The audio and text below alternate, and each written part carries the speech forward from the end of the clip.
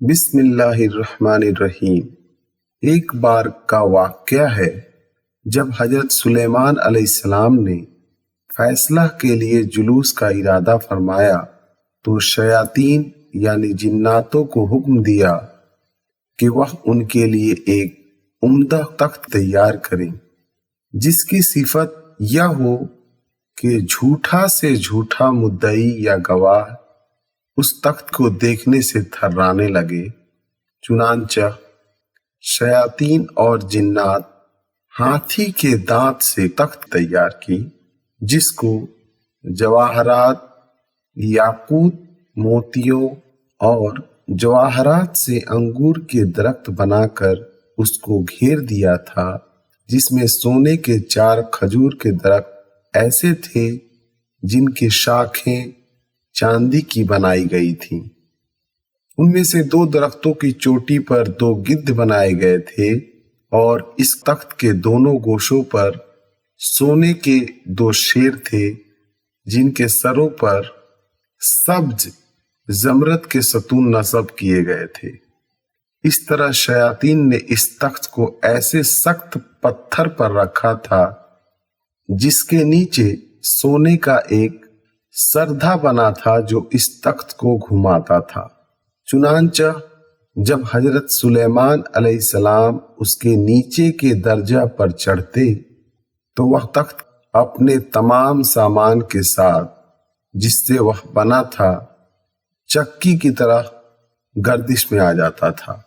اور گدھ اور مور اپنے بازو پھیلاتے تھے، شیر اپنے ہاتھ پھیلا کر اپنی دموں کو زمین پر مارنے لگتے تھے، اور ہر درجہ میں یہی کیفیت پیدا ہوتی رہتی تھی، یہاں تک کہ جب حضرت سلیمان علیہ السلام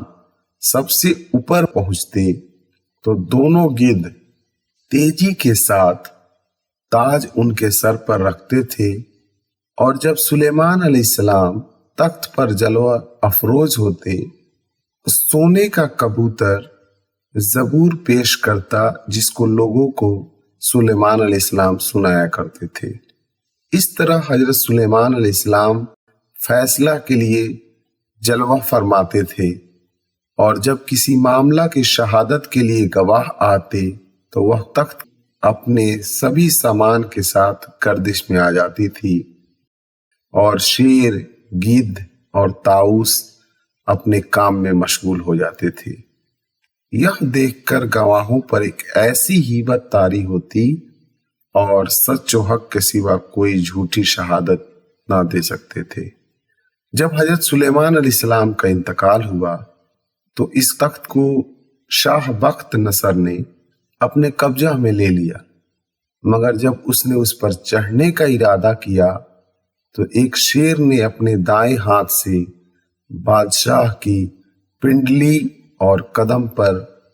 ایک ایسی چھاپ ماری جس کی وجہ سے وہ بادشاہ تخت پر چڑھ نہ سکا، اور اس جرب کی وجہ سے وہ بے چینی میں مبتلا ہو کر مر گیا،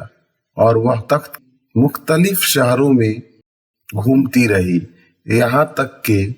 اہل انطاکیہ سے